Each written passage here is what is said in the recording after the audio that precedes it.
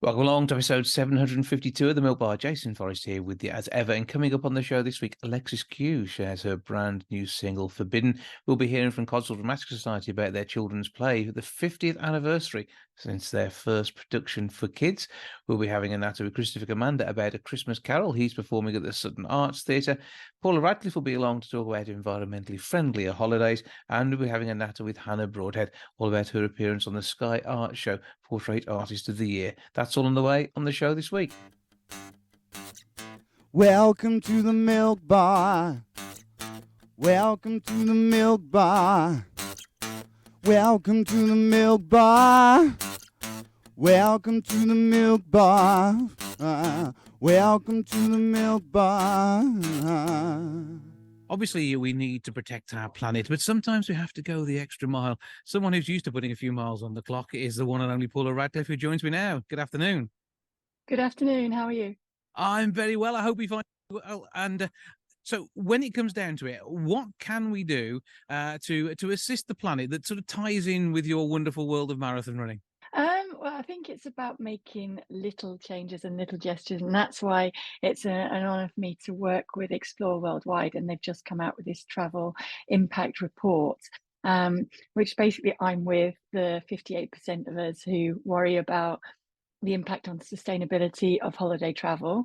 And over half of us are actively researching ways that we can still go on holiday, but in a more sustainable way. So it was great to just learn about more ways that you can make your holiday more sustainable. And obviously we all know about using public transport as much as possible when you're there. I'm a big fan of running around as much as possible, walking around, biking around, just finding a way to see more of the local area, but under your own steam as well. But I didn't realize the impact of reducing the weight of your luggage had on it, and kind of making that change there. And I'm definitely one of the 1 in 7 who wants the money that I spend on holiday to go to supporting the local economy. Yeah, I mean, in the height of your career, you'll have been here, there, and everywhere all over the world, and probably there was less thought given to this sort of thing then. So it's great now that you're maybe taking a little bit easier and not been competing in quite so many events. That you can actually take a break and enjoy doing it in such a way as it isn't going to hit things too hard. And you've talked about making sure that we are helping the economies of the places we visit, because I mean that's a huge part of the tourism industry. It's not just about turning up and consuming; it's turning up and taking an interest, highlighting local issues, but also having spend going through an area and really seeing what you can do to lift the way of life for those people you're visiting. Absolutely. And it's also part of the education process for a family holiday, I think, as well, taking young children and even teenagers and letting them see other economies, how they function, and understand how important it is to kind of support that, and how important it is to understand and work with other cultures and make sure that they're always there in the future for their children to go and visit and to learn from. Yeah, and when we are traveling as well, you've already talked about making your luggage lighter, but it's also about not buying disposable travel items. If you're a regular traveler, have a refillable bottle. You fill it up from what you have at home. The cost of the bottle itself will probably be less than buying the product that you were looking at, and you're going to use next to nothing out of the big shampoo bottle you have at home. Absolutely. And usually you can also buy those things when you get there, so you don't have to even travel with them. You can support the local economy again and try something new, maybe find something that you absolutely really love using while you're there, and the local cuisine as well. A lot of times just pick up on new things that you've never done. It's a great way to learn and to grow, but also to support that economy. Yeah, I know. I want to go back to Brazil for some shaving gel that I picked up over there. That was fantastic, but it wouldn't be very environmentally friendly of me to go and do that. So I will behave. Wait till you're there anyway. Yeah, fingers crossed, not too far away for another trip to Rio. But I mean, it is amazing what we can pick up and enjoy when we are traveling, and it's about knowing the credentials of the people you're booking your holiday with. It is, and that's why I think Explore are great. I mean, even on their website, if you go and look, explore.co.uk, you can see the carbon footprint of the holidays that you're looking at booking, so you can choose it that way as well. And there are some really cool ways to kind of make it a really great active family holiday. I mean, one of the ones I was looking at active turkey, you are kayaking around to be able to discover the local area there. Walking the Incan Trail is another one that I just thought, oh, that's something I would love to do. Yeah, and it's like great opportunities. And you've already mentioned, I mean, you enjoy going running when you're somewhere. It is about using sustainable transport when you're there. And it may be in a poorer country that they may not have as good transport links. So their efficiency of their vehicles may not be so good on public transport. But if we can use something like a bike or a kayak or even our 2 feet to get around, we can not only see the place in more detail in a better way than whizzing past things, but also, know that we're not adding any extra bits of carbon that we could really do with offsetting when we get home. Absolutely. And it is a great way to kind of see the real culture of the place that you're visiting as well. If you're on foot, I think you're much more likely to, and ask locals as well, ask them the best places to visit, ask them to show you, and it's a great way to discover new places. And have you got your holiday booked for next year? I haven't booked it yet, no. I think I'm really trying to work out time-wise as well, because I'm looking forward to working on the Paris Olympics. I'll probably even be driving or getting the train up there. So that'll be a sustainable way to travel there, and then it'll be what we can fit in as a family in what's left of the summer holidays, I think there. So we might just do something local. Oh, so that's again, it's all good to make sure that we're enjoying ourselves, getting the break we need, and also still not damaging the environment any more than we need to. Because unfortunately, as creatures, we are going to have an impact. It's just lessening that impact and making sure what we do is in the right way for the right reasons. Exactly, and little and often by everyone is a far more sustainable way. Where can we go for more information on the whole of this travel report and to find out about the opportunities to get a greener travel itinerary? So you can check out the website at explore.co.uk. Well, Paula, have a great time at the Olympics. Have a brilliant time wherever you holiday next year. And we look forward to catching up again in the not too distant future. Brilliant. Thank you. Have a good day. If there's anybody you'd want to deliver Charles Dickens' Christmas Carol, other than Charles Dickens himself, it would be Christopher Commander. And you have 2 opportunities to see him in action on the 8th and 9th of December at the Sutton Arts Theatre. And he's with me now to tell me more about quite what he's up to. Hello, sir. Hello.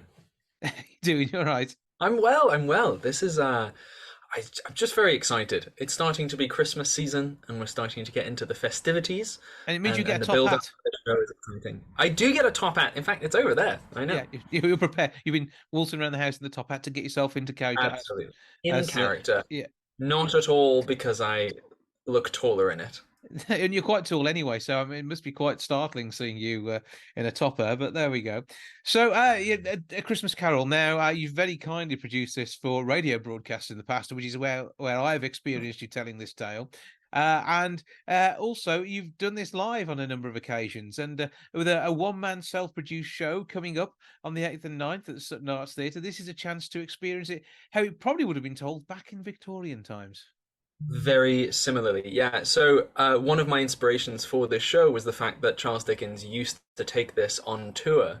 In fact, one of his first performances was in the Midlands of Christmas Carol, and it's the 180th anniversary of the story that was published in 1843. And it feels like a perfect sort of lovely full circle. And yeah, so I perform the whole thing in an hour-long show. You come, you get to sit and relax with Charles Dickens for a bit, and then he tells you the story of A Christmas Carol. Well, I love the idea, and I do like the way you perform. It is always worth listening to every word you say, hanging on those literally. And with an hour-long performance, does this mean it runs straight through? It runs straight through. You get to see Scrooge's redemption with no stops whatsoever. See, that's spoilers, I think. But after 180 years, that's pretty much allowed, isn't it? I would think so. By this time, spoilers are allowed, I think. But I know, enjoy telling this tale. I mean, you do all sorts of work, and you again spent the summer in the world of William Shakespeare. But at Christmas, you have a new character to work with, and it's not the only performance you're giving of A Christmas Carol. It is something which has very much become a Christopher Commander sort of special. I mean, I've been very fortunate to be part of a production of Christmas Carol every festive season since 2009, and I don't plan on stopping. So I can't do Christmas without A Christmas Carol. That works. We're getting the story. A chance to enjoy a mince pie around and about as well. Yes, in fact, there is a special. I should tell you. This is probably the first time that I can tell you this. There's an exciting thing for one person in the audience. Hmm. So if we sell out, this is if we sell out. So it's a nudge, nudge, wink, wink for all of you out there to sell tickets. Right. If we sell out each night, one of you will be given a personalized ticket of a Mr. Charles Dickens reading replica of one of the original tickets that would have been sold to see Charles Dickens live. So it will have your seat, aisle, and number on it. And after the show, I will give it away to one lucky person who is sitting in a particular seat, and we can talk about it afterwards. But that's only if we sell out. If we sell out. Okay. Make sure it sells out. It's going to sell out. Come on. There was St. Nasty. It's such a wonderful venue to watch something like this in as well, because it's suitably intimate yet still big enough to make it special. Yes, indeed. It's one of the exciting reasons to bring it to that space, because it feels broad and yet, as you said, super intimate. So there are certain moments in the show that are going to be quite in your face, and some moments to enjoy from afar. Not giving too much away, but there's some audience participation. There's some interactive elements, because I want to keep it as relative as possible to you and I being so close to each other. And I don't want to just sit back and see this, because you can go watch A Christmas Carol. There are some great versions out there, but I want it to be as as personal as possible. So my favourite Christmas Carol, apart from one that involves you, is the Muppets version, because I think that is probably truest to the text, other than something that you've put together. Yeah, so I mean, that's one of the other things is I have adapted the story, but I haven't put in any external dialogue or anything. It is adapted straight from the book. In fact, this book just here, this one here, and it is. I've taken some inspiration from his touring script, which you can find online. He has a version. There was a version released that he would take on tour. So one of my big things was that I would never use a word that Dickens hasn't used in the novel itself. It's an adaptation. There are things that you will recognize, some things that may resonate a little differently, because I want to tell that certain version of the story. But apart from that, it's all Dickens, all the way through. We like it. Well, absolutely brilliant stuff. Right, so how do we get tickets for this one? So you can get tickets from suttonartstheatre.co.uk.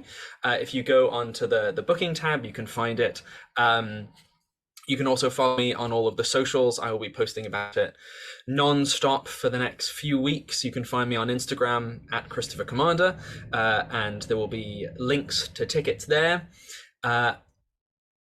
Or just message me. Give me. Let's have a chat. Let's have a chat about Christmas. I'll talk your ear off for a bit. Yeah, get top hat tips, and see you in your headgear before the event itself. It sounds good. It's going to be amazing. We know that. Get yourself down there. Sutton Arts Theatre, 8th and 9th of December, suttonartstheatre.co.uk, and grab your tickets. And if you do sell the place out, and there's that chance of that special replica ticket from when Mr. Dickens was out doing what you're doing now, then it's going to be good fun for someone. I think it'll make their Christmas, won't it? I would think so. I want to. Yes, I think the joyous bit of Christmas Carol and part of the Scrooge that all resides in us, with there's some cathartic elements to the story itself. I think that's why it resonates for so long and has done. So, yeah, I'll see you there. I'll see all of you and you and you and everyone.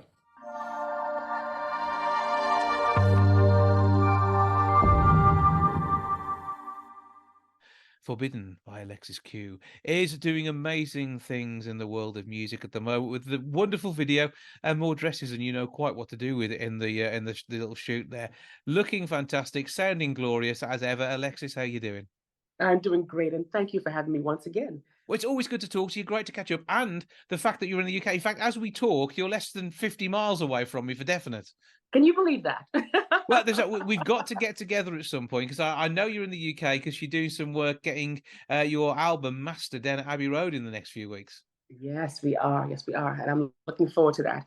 The first single, Forbidden, as you mentioned earlier, is out now. And so Everybody's been really excited about that, and I am anxious to share the rest of the album with the public. We know you produce amazing music. Oh, we discovered that over probably longer than both of us care to remember now, to be honest. Because, Yes, but mum's the word. but I mean, you've been doing great things, and I would say I've enjoyed each of the releases, but this one I think is even more special in some ways, isn't it? It is. It is. I think, well, because of the fact that it represents who I am now, but it was just the recording process. This is the first time I've worked and recorded everything in my own home studio, pretty much. The album is called The Pajama Sessions for that reason, because I did everything at home, started writing, and there was a freedom to being able to roll out of bed and go down to the studio and record without worrying about time limits or is this person going to show up to the studio on time or all these things. I was just free to experiment and explore. And then the other thing about this project is that I wanted to do a more organic approach to the creation of the music. Before, I used to sit down and play and record everything myself, but I got a band together this time around, a live band, a live rhythm section, and they were the nucleus of pretty much all of the songs on the album. And we built everything around that. Yes. Yeah, and that sort of musical development and get the chance to do that. I mean, it must be great. Obviously, inviting them to your own home as well when they're recording, and that's a whole different environment. And I should think puts them at ease and gets them to understand what you want from the music even more than if you were trying to dictate it in a studio somewhere. Exactly. I mean, I've learned to operate in recording studios, but there's nothing like the comfort of your home where you don't have any limitations in terms of how much time you can be there. And also too, I mean, it's in an environment that I feel most comfortable, and I'm free. I'm freer to explore, to experiment. And if I mess up, I mess up. We'll just do it And again. if you haven't messed up, you've just tried the wrong way of doing it, and you'll find There the you right go. one. So I mean that's a big part of it, and obviously the excitement of then coming over to the UK and spending several weeks at Abbey Road doing those finishing touches. Now, are you going to maybe add a few little extra vocal tracks in there because you love your layered vocals? I do. We're gonna see. We're definitely gonna see. I've just gone over the catalog of songs just in fact 3 o'clock this morning with my friends in Los Angeles, and there are a few tiny little tweaks we're gonna do. Maybe add some more percussions from Bashiri Johnson on them, but we're almost there. We're almost there, and February can't come soon enough. Well, yeah, and obviously that's going to be both a physical and digital release as well, I'm going to guess. Yes. This is probably the first time I'm also releasing vinyl as well. Some special, some exclusive vinyl. It's because I mean, presses. vinyl hasn't really been a thing since you were not old enough to be in a recording studio. But I love it. I think, but it's actually coming back. It's coming back. A lot of young music enthusiasts enjoy collecting the vinyl now. I've been watching the unboxing of everything from Harry and Ray's work and what have you. So it's coming back. And I think what we also get from that is we know that digital is convenient. MP3s were never quite the real sound. CDs, obviously, it's perfection, but can be too perfect in some ways. And vinyl has that loving warmth that tells you the track was recorded by an artist who is keen to share a vision with you as well as some musical notes. Exactly. It's more human to me because the subtle imperfections, the little crackling sounds and what have you, the variations and things, that's real. That's real life. And I look forward to sharing that with everybody. And obviously, Forbidden, what are you telling us here with that release? Well, it's for me to know and for you to find out. No, actually, it's not as literal as people think it is. Although it's this particular song was showcased in a sort of a romantic context. Forbidden is really about pursuing your passion, pursuing your passion in the face of obstacles and opposition. Whether it's a choice of a career, whether it's a choice of a life partner, whether it's a choice of how you're going to present yourself to the public. I wanted to write a song that spoke to those people, who have, I guess, a rebel heart, who are determined to live their life authentically, despite all of the criticisms and pressures to say you should go another way. Well, I mean, at the moment you're in the UK taking a bit of a break, which is why I'm so grateful for the fact that you've had a chat with us now. But are you heading back to your home before coming back to Abbey Road? Yes, I'm going to be heading back to the UAE in about 4 or 5 days, and but I'll be back. I'll be back all of December, and I may be actually here for a longer period in December because we have rehearsals for the concert on the 21st of February for the album launch. Well, So, I'm looking for tickets for that one. absolutely, that would be amazing. Backstage passes even. That'd be great. But what I'm hoping to be able to do is, whilst you're over here a little later on, is if we can try and find time to sit down and have an hour and talk through some of the album and other tracks that mean so much to you. And we will Absolutely. do our best to do that and share that with people. And that'd be great to share that around the album launch as well. That would be my absolute pleasure. We'll, fingers crossed, be able to get that one together. Meanwhile, we're going to hear Forbidden now. And Alexis Q, it's always a pleasure, whatever guise, format, or way in which your sound is coming across. It's always a pleasure to listen to. So I appreciate every moment of your music. Thank you again for joining us. I thank you for loving the music. Thank you. Knows what tomorrow brings, and where do we go from here? Who knows what tomorrow brings, and where do we go from here? Eyes across a crowded room, each precious stolen glance. Hours feel like seconds that we steal at every chance. You draw the pictures from your mind of the way our life could be. A perfect love that holds us close for all the world to see. Forbidden love, 'cause there's just no one else for me to love. Forbidden love, although we know we're just not free to love. Forbidden love, in your arms is where I need to be. Our hidden love,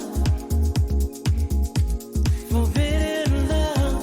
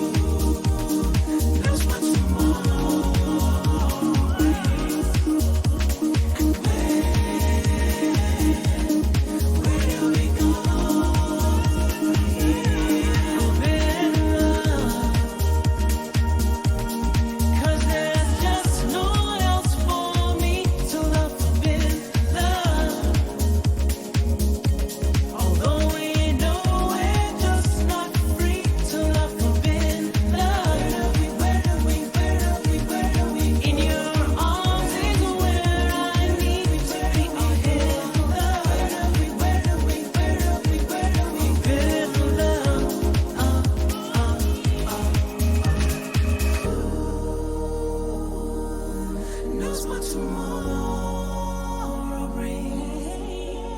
And where do we go from here? Forbidden love.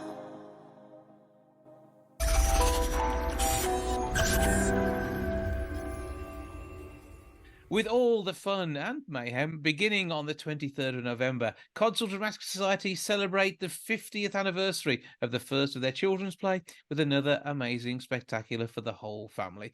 And I'm joined now by a number of the gang to say hello. Hello. Hello. Bridget, as you're sort of closest to the front and we can see one eye, I'll get you to begin with and tell us quite what's going on here, because this is slightly different in many ways to the way we've seen the Christmas event for the kids come together in the past. Yes, so it's Beauty and the Beast, and the difference is that basically when we when we chose the play, we realised that we hadn't got enough of our original actors and members available, just through life circumstances. So our directors had to make that decision whether they needed to go in the play or not. And basically, we decided that because they were going to audition, they couldn't cast themselves and they couldn't, So it was my job to be the casting director, which we've never had before. There you go, an extra special role. I like it. That's all fantastic. So what we need to do then now is everyone and this could take a while, but everyone shout up who they are and who they're being and what jobs they've got, even if it's just doing the juice for the interval. So I'm one of the directors, and I'm also playing Belle. I'm Wendy, and I'm playing Aunt Lou, Belle's auntie. I'm Nathan, and I'm playing the Beast / Prince Philippe. I'm Patrick, and I'm playing Jeeves, the French butler. I'm Les. I've been in the company 2 weeks. God help me. And I'm playing Mrs. Hobbs. I'm Biagio, same again. I've just joined, and I will be playing Don John. And I'm Emma, and I'm Don John's little sidekick, Fidget. I'm Wayne, and I'm Belle's best friend, Zeke. And I'm Kira, and I am playing Brie Fromage. So you've got a smorgasbord there. Absolutely, it's going to be brilliant fun. And I couldn't work out where one of the voices came from then. It's almost like there's ventriloquism going on. However, it's going to be fun when it comes to the production itself. And obviously, this is something I think very special for the village of Codsall. And when you bring this to life on stage, it's not panto. It's something more than that. It is a play for the kids. There is silliness, there is fun, but also they get to see what acting's like too. And for your members who've been there a couple of weeks, who probably have previous experience in other shows, it's still great to be part of something which is actually going to shape kids' impressions on what the world of arts are like. Oh, absolutely. We have Emma with us and her partner. He was actually in one of our children's plays when he was very young, and now he's doing stage management for us. So it just shows that, we are part of the community, and it's lovely to kind of have those people come back year after year, and then maybe even bring in their own children to come and see it as well. And I think part of the magic here is the fact that it's such an enjoyable part of the community, and it is the start of Christmas for so many. And do we see the colouring competition return this year as well? Yeah. Oh, yeah, absolutely. And the disco. And right, so it's all there, and the little chance for the kids to have a bop after the show and get their programmes autographed as well. And I think that's another special part of it too. Yeah. And lovely prizes for the colouring competition, so they need to remember to bring those with them. And of course, there's the usual slapstick and the chase and he's behind you, etc. Lots of audience participation. Elements of panto, but in something different. Yeah, I will say as well, Jason, that we realised recently that this is actually our 50th year since we started doing the children's plays. It's not, obviously we missed one because of what. Yes. But 1973 we started with Jack and the Beanstalk, and so it's quite nice that actually we're 50 years down the line and it's still going on and people are still wanting to come and see it. And I mean, with a lot of what we see from Codsall, it doesn't often require that many musical numbers as such, but there's going to be musical numbers in here aplenty, aren't there? Oh yeah, we've definitely got our sound guy Paul busy, so yeah, we'll definitely have some musical numbers in there. Maybe even a little bit of singing. I'm not going to say that it's amazing, but it's there. That's part of the fun of a Christmas production, though. It's about telling the story, and again, you will do that wonderfully.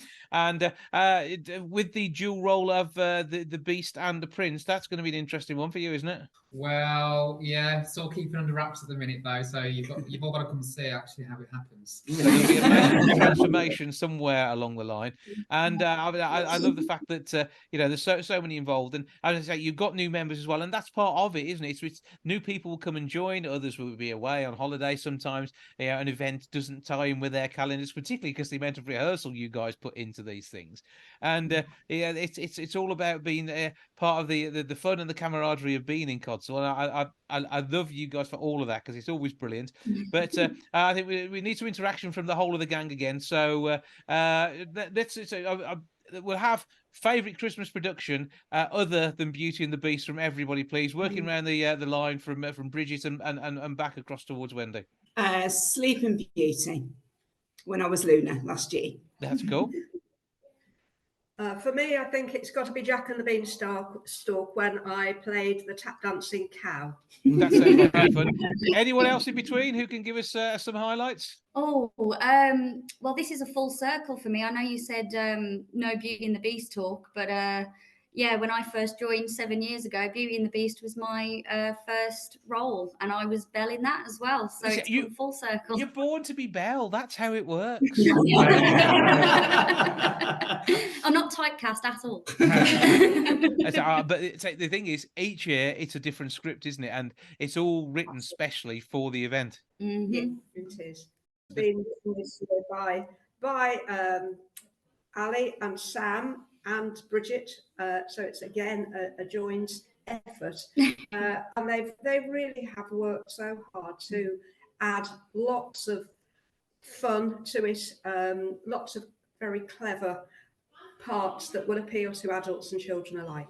Well, we're all looking forward to it. As I say, 23rd of November is the first date. That's the Thursday. Then you've got Friday the 24th. Both of those are at 7:30. Saturday the 25th, you've got a 2:30 and a 6:30. Then we're into the next week where there's a Thursday the 30th and a Friday the 1st, both at 7:30. And of course, Friday's a busy one in Codsall because you've got the Christmas fair on that night. So be careful getting yourself sorted for the parking. And then you've got Saturday the 2nd at 2:30 and 6:30. Tickets are £8 on Thursdays, £9 on Fridays and Saturdays, and adults come at children's prices. So that all works for absolutely everybody. And I know if you've got a little one, they're under 3 and they can sit on your lap. Both of those apply. If they're over 3, then they buy a ticket. If they're under 3 and they're flipping huge and they need their own seat, then you've got to pay for it. No putting them on a diet before Christmas. But if you can sit on your lap, then they get in for now, which is even better because it's all about bringing the family together at Christmas. And whether it's the grandparents and the grandkids or whether the whole family come along, the Codsall Christmas play for kids is always well worth getting yourself along to. Well, happy 50th. Congratulations on the 50th anniversary, even if it's the technically... It must be the 50th production then, because you'd have been on 51 if it had been 50 years, wouldn't it? So it's kind of worked out right for you, hasn't it? Yeah, it has, yes, it has. Yeah. Well, break a leg, have a brilliant time. Don't break a leg if you're in the slosh scene. And have a wonderful time with Beauty and the Beast this Christmas. Thanks for joining us. Thank you. Bye. Bye.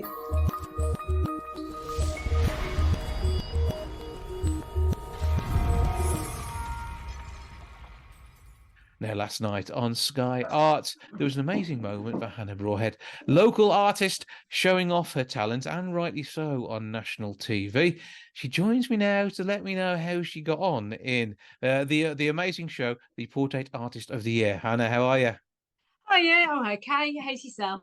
I'm getting by, thank you. We do our best to cope whatever life throws at us, and you've been sort of sharing your talents. And tell us a bit about the format of the show, because you were in one of the rounds which will potentially lead to a final. How did it work out last night on telly?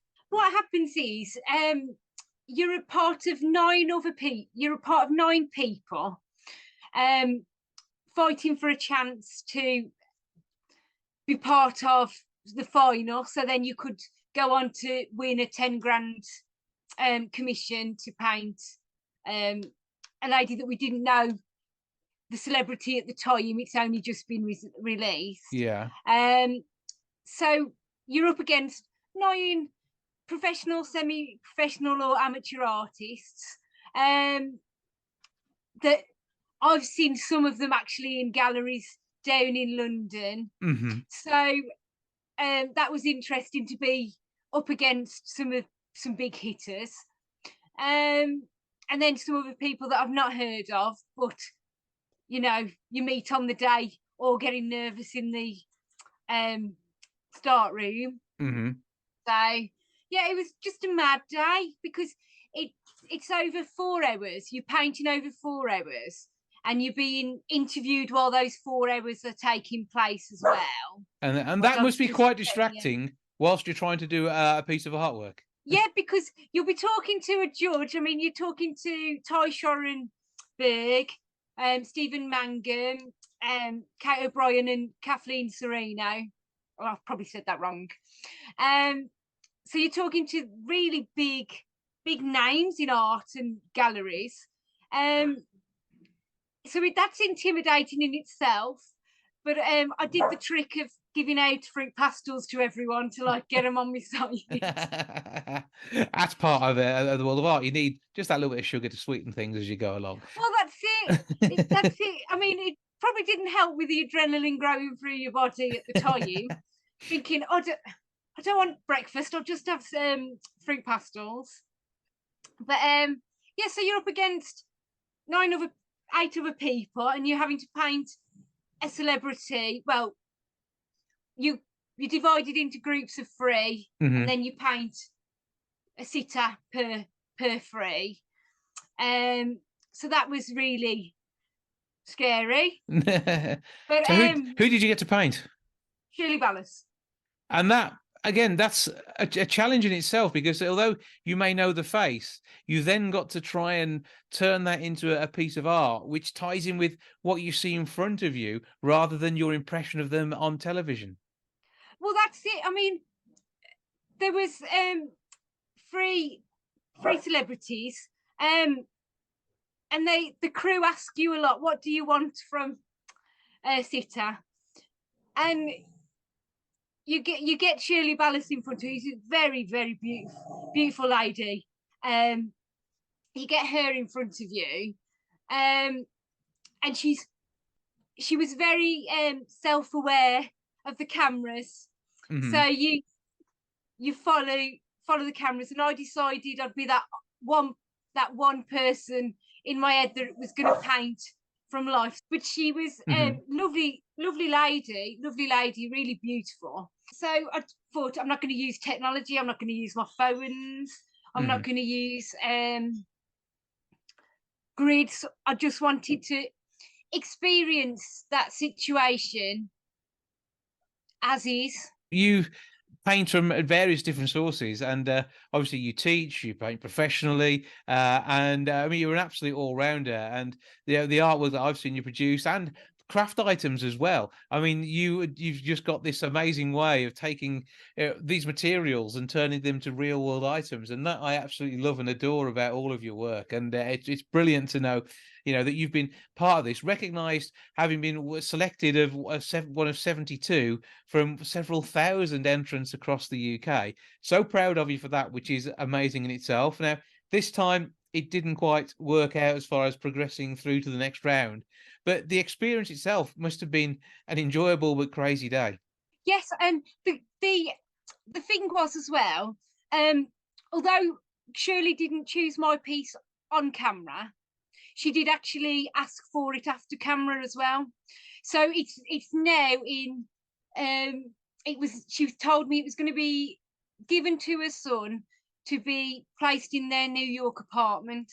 Oh, that is brilliant. So I haven't actually got the piece. Yeah. So that's exciting in itself, that, you know, although I didn't progress, a celebrity of her caliber has got a piece of my artwork. So that's exciting. But it's crazy because there's the artists you see. I mean, I only got to see the people I was with, and I now speak to them more now afterwards than I did on the day, because although it's a 4-hour day, you're there from 7:15 till about 6 o'clock at night. So that's a long one.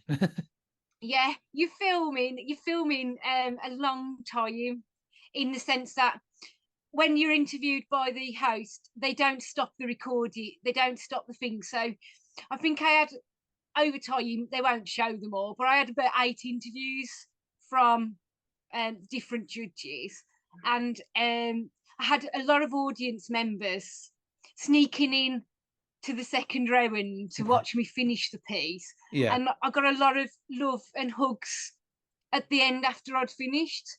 So I think, although I didn't progress, I had a lot of audience response from the people who came round, because, you know, if I'm going to offer a fruit pastel to Shirley, I'm going to offer it to the audience as well.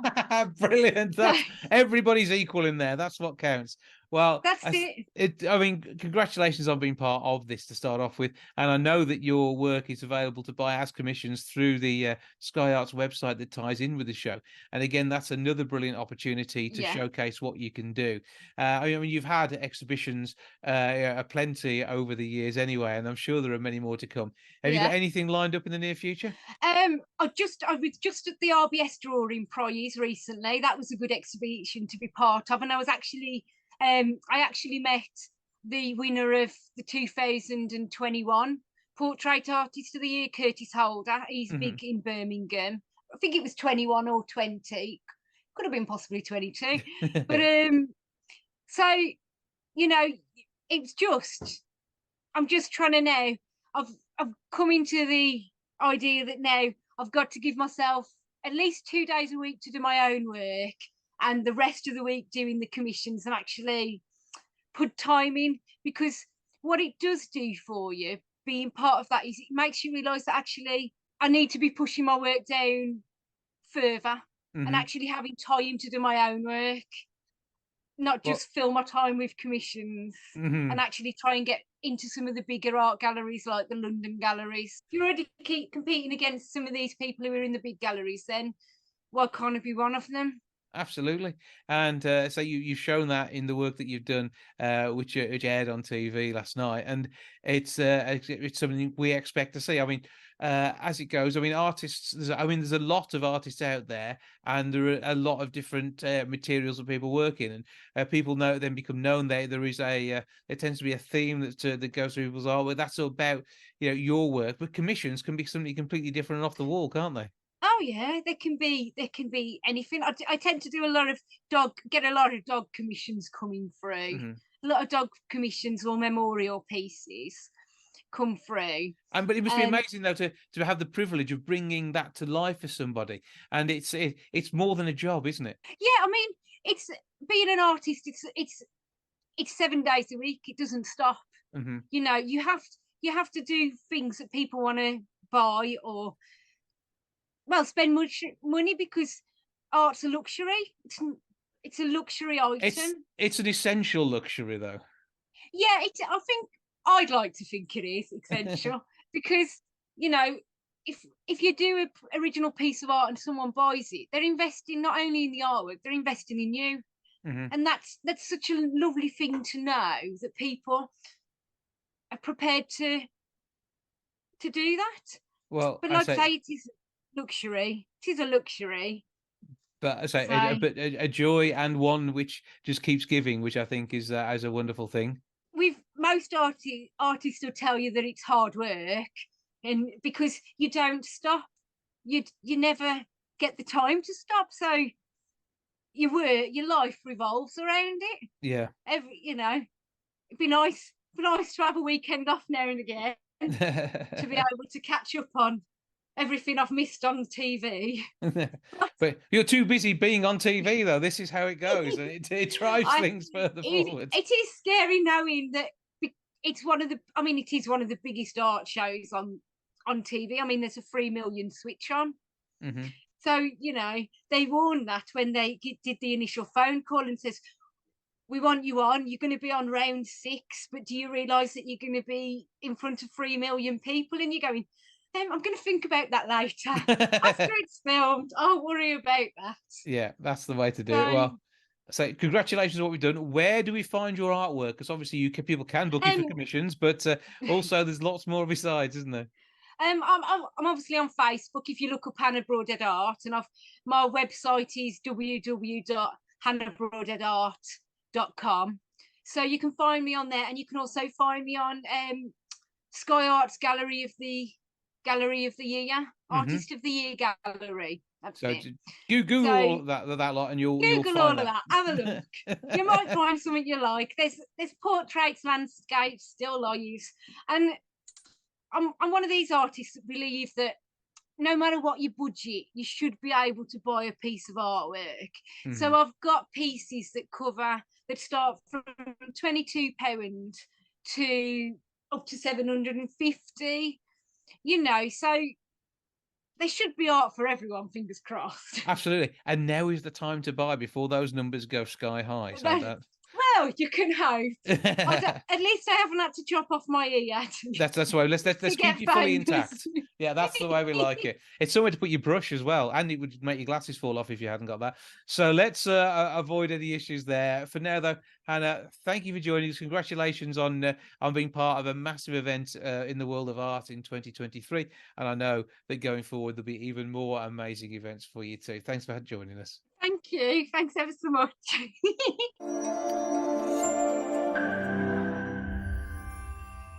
That's all for this week. Thank you so much for joining me back with episode 753 next week. I'll see you then. Ta-ra for now. Goodbye from the milk bar. Goodbye from the milk bar. Goodbye from the milk bar. Goodbye from the milk bar. Yeah. Goodbye from the milk bar. Yeah.